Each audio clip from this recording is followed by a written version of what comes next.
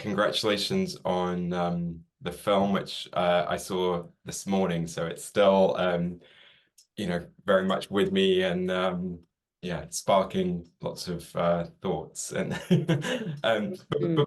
but before we get on to the film itself, as it's the first time we've spoken, I wondered if you could maybe take us back a little bit to when the performer in you kind of when the passion for that was sort of first ignited, if that was something that happened pretty early on, and when you first started also then to think of this might be there might be a career in this. Right. Well, I always knew that there was some kind of something, um, there was something queer about me, you know? And I think that queerness was like that aperture to creativity. Because I was alone a lot as a result of that, but not knowing what it was, not knowing what it was, certainly. But I was raised in the church, so we did a lot of like plays and that kind of thing. We didn't have a choice in the matter. Um, but acting never felt and I never felt like whatever this creative thing burning that was in me, I never felt like it was gonna express itself in acting. Someone else saw something in me and they encouraged me and they pushed me and they pushed me and they pushed me until I actually was actually a working actor. But I think that it wasn't until maybe like 12 years ago or so that I said, okay, people continue to hire me and my people are relying on me for this income. So I need to take this thing seriously. And I'm saying I was a late bloomer in that. Yeah. Who was it that was pushing you? Was it one person in particular? Yeah, it was a man named his name was Jim Barnhill. He lived to be 99 years old. And he was a professor at Brown University and a visiting professor at Tougaloo College. And it's interesting that you say it was only about 12 years ago because obviously you've been working as an actor for, you know, decades. Long time. Yeah. Yeah, but I didn't come to that realization. I said, okay. Because I always felt like it was a fluke, I always felt like, you know, I never had the presumption that it would continue. And, even now I'm just sort of like, well, I hope I get a job. Yeah. Well, Yeah. it is one of those careers that it's job by job, isn't it? However Yeah. prestigious the Sure. project, and yeah. Sure, sure, sure, sure, sure. So when it came to Origin, tell me a little bit about when you first read the book, Caste, and what kind of insight that might have given you into Isabel, as well, personally. I read the book when I was when Ava cast me in the film. I had not read it before that. Um, and the great thing, the wonderful thing about Ms. Wilkerson as a writer is that she writes with such, personal transparency. So much of the arguments that she's using to create forecast, um, she uses herself as an example of um of why we need to look at this in a new way, right? Every her personal pain, it is in every chapter in some sort of way. And so I could go to that as source material for the work that I did in the film. And what did you make of the idea that Ava had for the screenplay of adapting the book, but then also bringing in Isabel Wilkerson's personal life and her kind of journey researching the book? Yeah, I think that's really like such a smart, approach. And I think that came from Ava's the time that she spent with Miss Wilkerson and finding out that Miss Wilkerson had this, really compelling personal journey that led up to her writing the book. And so Ava saw her as a hero the story, and made the focus of the film on Ms. Wilkerson. And when it came to your approach to playing her, was there anything in particular that kind of helped you sort of find her as a character? Well, Ms. Wilkerson is a researcher, thinker, intellect, public intellectual, you could say. Um, and I'm none of those things, but what I am is an avid reader. And so and I reader and writer, avid reader, and I am a writer. I'm not an avid writer, but I am a reader and writer. And so I was able to, she finds her profession. Her profession is in words. My joy, my inspiration are in words. So I did share that. I spent a lot of time with words. So I shared that with her, and I could bring that to work with me. I got a book with me everywhere I go. If I'm somewhere, it's a book somewhere with me. And right now that book is the book of Caste. I don't go anywhere without it. So yeah, I shared that with her, the love of words. Mm-hmm. And you'd already worked with Ava DuVernay before and when they see us. So could you give us a bit of an insight into your continuing that collaboration with her on Origin? When I worked with her on When They See Us, I was among a cast of thousands. I mean, she even says she barely remembers me in working on that film. So but I've had a couple of, encounters with her, conversations with her through the years. But I did that with her. I went into the ether, and then we sort of came back together in this. But I can say for myself is that I wanted to work with her again because the kind of work that she does, it changes a city. When They See Us came out, it had an impact on the justice system in New York.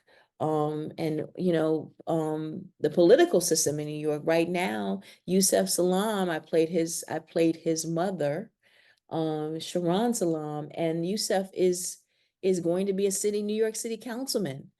And I know that the seeds of that, I mean, outside of his being just an extraordinary man, the seeds of his being in that position, of being a city councilman for the very city that tried to take his life away from him. I feel that When They See Us was very instrumental in that. So I wanted to continue that kind of work. So I wanted to work with her again. Yeah, and the 13th as well, another really Yes, exactly. Exactly. impactful and meaningful work. Mhm. And I can't think of another filmmaker that would maybe have the approach to this film of making it so emotional and so intellectually stimulating and also accessible to Yes, yes, um yes. and yeah, what kind of atmosphere does she create on set, or did she create on set for this film? Here's the thing. When I have to speak to my own experience, I have my headphones on, I'm somewhere in the corner. I try to stay away from that. But I think what I witnessed in her is she hires people who are very good at what they do. Very, very, I had a great team of women who worked with me in making sure that Isabel Wilkerson, that Isabel, the character, was as much as she could appear to be, and in the fullness of her, um, physically anyway. And that team was Dominique Dawson, who did the costumes, Ashunta Sheriff Kendricks, who did personally my makeup, and Kim Kimball, who did those glorious wigs that I wore um in the film. And then so far as the bigger part of the film, Lalette Littlejohn, who did the hair and makeup for the rest of the characters in the film. It's interesting. Sometimes you have someone who comes and does a song, right? Writes an amazing song, and people notice the song, but people don't pay attention, or at least don't give the attention to the folks like the hair and makeup department, the costume department, and their work is in every frame of the film. Yeah. There's nothing you saw today that the women that I named didn't have a say in or didn't make happen. Yeah. When it came to the book burning sequence in the film, it's hard not to think about the book bans happening today. A lot of LGBTQ books and Caste itself, I know, has been taken off library shelves, and I just wondered how much that was on your mind, either as you were making the film, or now as the film's being sort of released. Yeah, yeah, I just think, it's a dangerous book to some people. It's a dangerous book, and I think that we have made a dangerous film, and I delight in that. I delight in that danger because in that danger, folks who do think that it is dangerous, they're the ones that need to see it. They're the ones that need to come. We all need to see it. But what I'm hoping that will happen as a result of the film being finally out in the theaters is that it builds bridges. It builds bridges from us to the folks who don't look like us, who are outside of our class, outside of our caste. And having those conversations could take us towards something better. And we need something better, you know? Yeah. Yeah. And you have some really beautiful scenes with Nisi, who plays your Nash Betts, rather, who plays your cousin Marion, or Isabel's cousin Marion. Mhm. Beautiful scene where she's just holding her, and then the sort of bittersweet joy of looking at those old family photographs. Yeah. And then when she's urging her for the book to be accessible. And could you tell me a little bit about creating that on-screen relationship with Nisi? Yeah, well, it's easy to do with her, because she's an actor who, she operates in truth.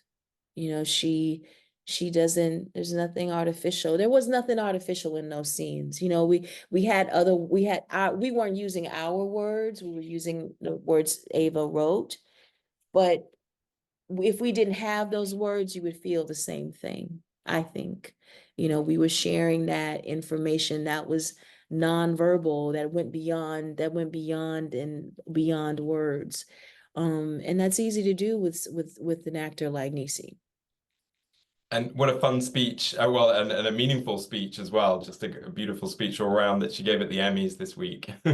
Yes. Yes.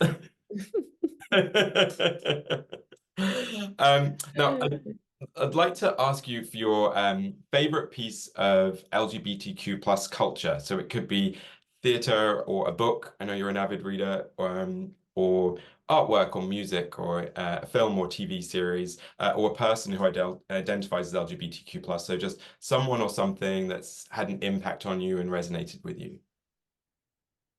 Um, I'm gonna say this is the second time I'm gonna say his name in my conversations today, but I'm gonna say Prince. And the reason why I say Prince, and that Prince didn't necessarily identify as a queer person, but he presented in a way that challenged our notions of gender. And he had girl, boy, everybody, back when I was a kid, dressing like him, dressing in this, effeminate way. And it completely disrupted our notions of what gender was. When we didn't have an awareness of it, we didn't know what we were doing, but he did that. And he was my first queer icon. Yeah. And just some of that album artwork alone, right? Yes, yes, yes, yes, yes, yes. Aunjanue Ellis-Taylor, thanks so much for chatting with me today. Congratulations on Origin.